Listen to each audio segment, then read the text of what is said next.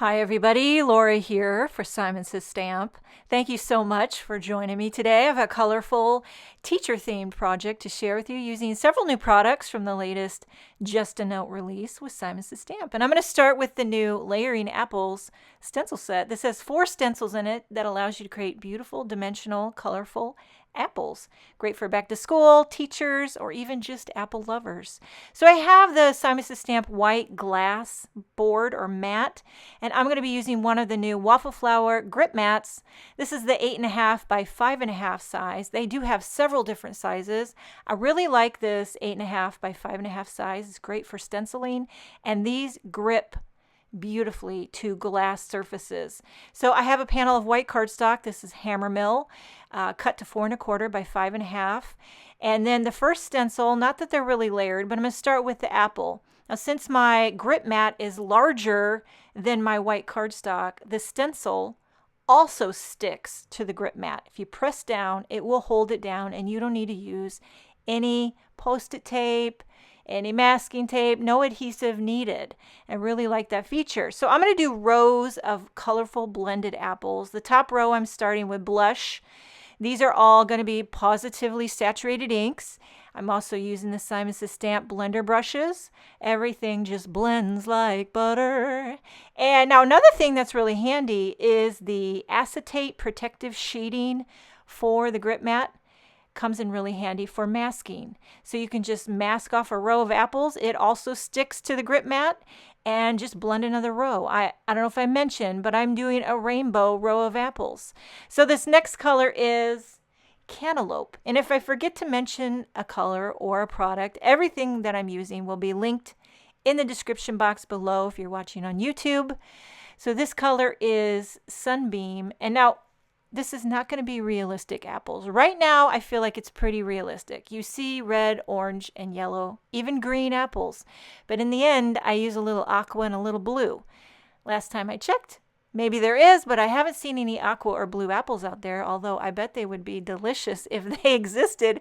But I thought, why not? Why not have some rainbow apples just because you need the color in your life? And this is going to be kind of a back to school teacher encouragement card. I actually have several of my friends that live nearby who are teachers, and what a great encouragement card to send to them before the school year starts, just to say, you got this, I believe in you, let's kick butt, get her done, type of thing. Okay, so last row with marine, and now I'm going to peel off this first stencil, and so effortless with that grip mat. Now I'm going to lay on the next one. I don't think these stencils are numbered, but this one here just adds a little shading to the side of the apples. And I'm going to do tone on tone. So when I do a red apple, I'm going to take a darker shade of red just to add that detail shading. This is the one thing that's really nice about the Pawsitively saturated inks, because they come in groupings or families of 3. So for this one, for the base layer, I used marine. Now I'm using the darker shade, which is cadet. And it's naturally darker, so you don't have to blend harder or heavier. You can blend effortlessly, but it gives you that darker shade. If you don't have all of these colors, you can certainly, and I've done this a million times, go in with the same color that you used before, but just blend a little harder, a little more ink, put your back into it, and that will give you that tone on tone look. So you can achieve it without having a million different inks. But I will say having all these ink trios or families comes in really handy for jobs like this. So for this one here, we have Limalicious, which, by the way, happens to be one of my favorite colors of all the Pawsitively saturated ink colors. And now, when you get to know your inks, I feel like inks are a lot like working with your stove or your oven. You ever try to cook an egg on someone else's stove and you don't know if the burner's hot or cold, but the one who owns it, they know the stove, they know the oven.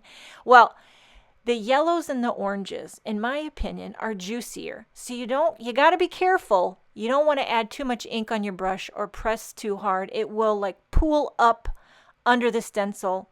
For some reason, the oranges and the yellow, in my opinion, are a little bit juicier. So you just kind of have to get to know your inks and know which ones are juicier, which ones are drier, which ones to not be too heavy-handed with, or you're going to get splotches or pools and all that fun stuff.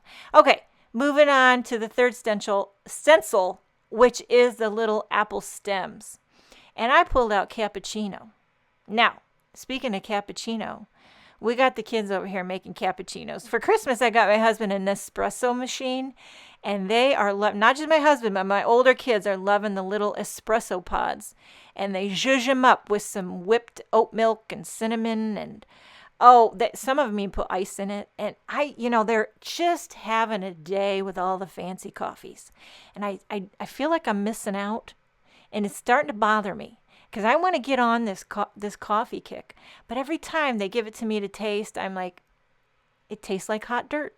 And I got to get past it. I want it, the whole world loves coffee. And I just know I'm missing out. But I got to get on the train.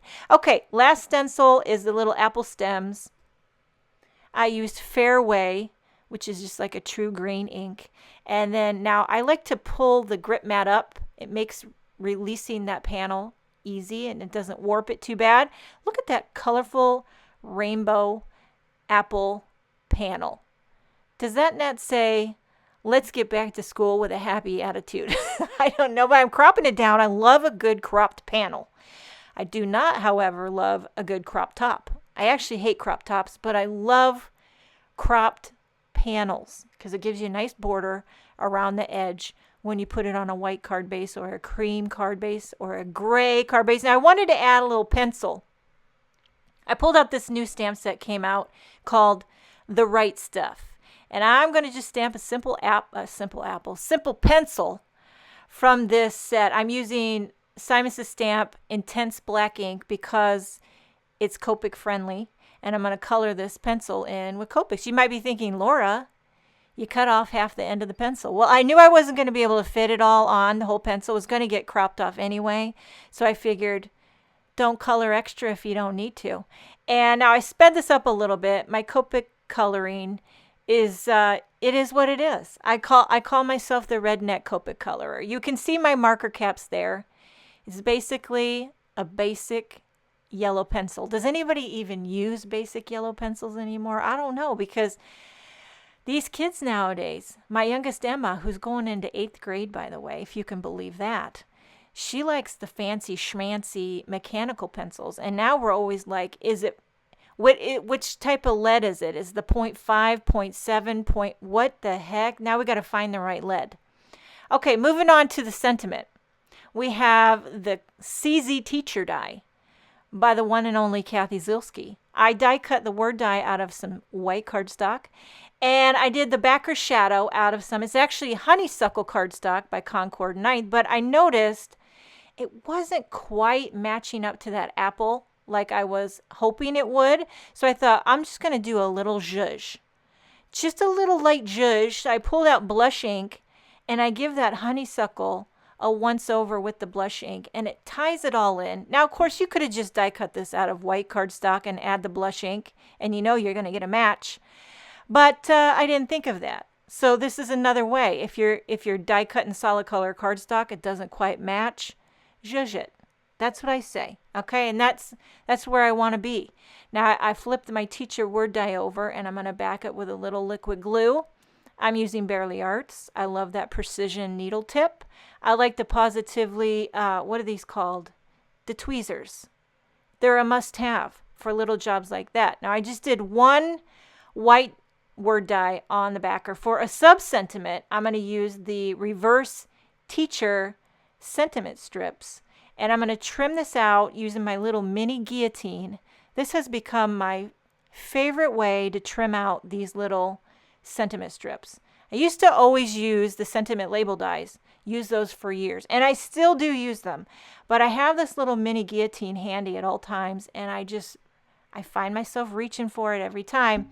Now, not that you had to, but it was bugging me. So I added a couple more layers of the white teacher word die onto my existing one to make it a little dimensional. So you've got 3 white teachers on that red shadow backer. I'm going to trim off that excess pencil hanging off the side. And I already put some foam tape pretty much on the back of everything. You know why? because dimension is life. And then I popped up my little sub-sentiment right on top of the pencil. I'm going to add a few clear sequins in a few different sizes, kind of tuck them, stagger them. And I love this embellishment wand for placing the sequins. This card is finished. It says, "Teacher, here's to a great year." Maybe I got to make a couple more of these. Stick in a Starbucks gift card for a little liquid encouragement, if you know what I mean, for my teacher friends to just take on that new year with a fresh attitude. I hope you enjoyed this video. Thank you so much for joining me. Make sure and check out the new Just a Note release with Simon Says Stamp. Have a wonderful day, and I will see you next time.